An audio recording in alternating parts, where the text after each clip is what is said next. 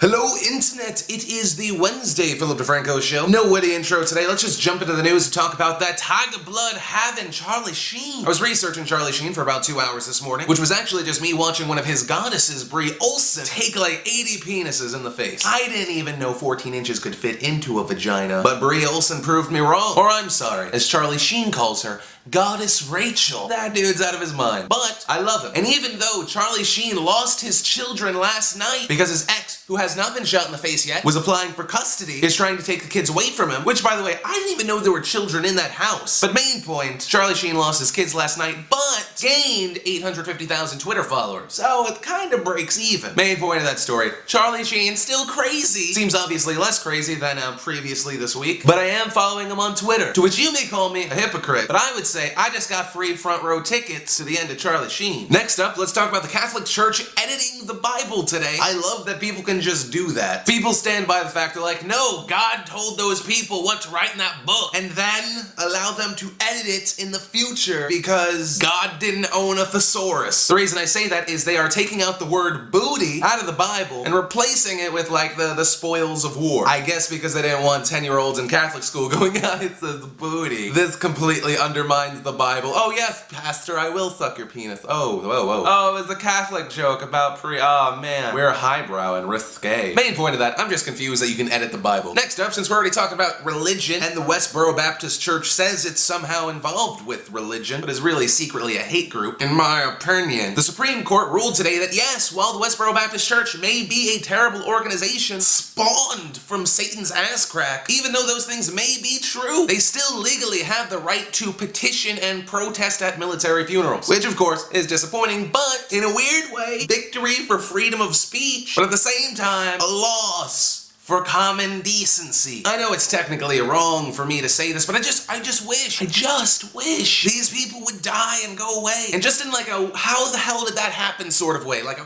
fucking meteor burns into the atmosphere and a fucking pebble shoots through everyone's head because they're just in a fucking line. Just to show you that if there is something in the world bigger than us, even it's like, yeah, that's bullshit. No more of that. But as we all know, that won't happen. So I'll just be awaiting. Then of course, on the other side of the story, with this hate-mongering group, what it really does bring out is the best in other people. When people do counter-protests or stand up against this toothless monster. Because all they're gonna do is shout. And all people have to do is stand up against them. And it's actually very easy to do. Most people just follow their website, see where they're gonna go, and then outnumber their protests. So maybe freedom of speech, even for the terrible people, isn't the worst thing. Then of course, let's bring up Libya. Libya is now in a state of civil war. Pro and anti-Gaddafi, or I like to say, evil Carlos Santana, people are fighting it out. The US and NATO saying that Gaddafi needs to stand down, stop attacking his people, pretty much just GTFO, STFU. But evil Carlos Santana, much like a man in a bank with a gun, said you can come at us, but we're gonna keep shooting until you take us out. And it's interesting how the US and NATO say they're going to provide relief. What's weird is it sounds like they're gonna play referee / God and provide naval support to make sure the Libyan government doesn't use those forces and provide a no-fly zone over Libya, which means if Libyan planes fly, they're gonna shoot them down. Essentially trying to make the fight more even and thus make it more likely that Gaddafi would stand down. While at the same time, the US not saying that we're going to war. We're just pointing guns at people and saying we'll shoot them if they move. Which I'm all for in this situation, if we're gonna do it anyway. And that's gonna be one of your questions today. Do you think the US and NATO should be involved in this? Or should we just let them kill each other? It's weird that that's even a choice. But then finally, not because it's the biggest story of the day, but because I'm getting this news, the latest, and that is the Apple iPad 2 has been announced. Yay! They release something every 3 months, and it just has like 3 more features, and every time I'm like, oh, it's bullshit, I just want to buy it again. Makes me very angry. Very angry. So let's run down everything iPad 2. The Apple iPad 2 now has a dual-core processor, a front and a back-facing camera. It's the same price as the original iPad, which will most likely make it easier for people that want to get into the iPad. That way they can buy the original one cheaper, just with less features. They have a brand new and improved iMovie. The iPad 2 weighs less than the iPad, and is actually thinner than an iPhone 4. They even added GarageBand, where you can play the instruments on your iPad, and like 80 other things. And they even made a weird new cover that turns into a stand. And dun dun dun dun! It will be available for you March 11th. All I know is I'm going to buy it, hate myself for it, enjoy it for a month, and then probably never use it. Which is why, for today's giveaway, we're going to give away an iPad 2.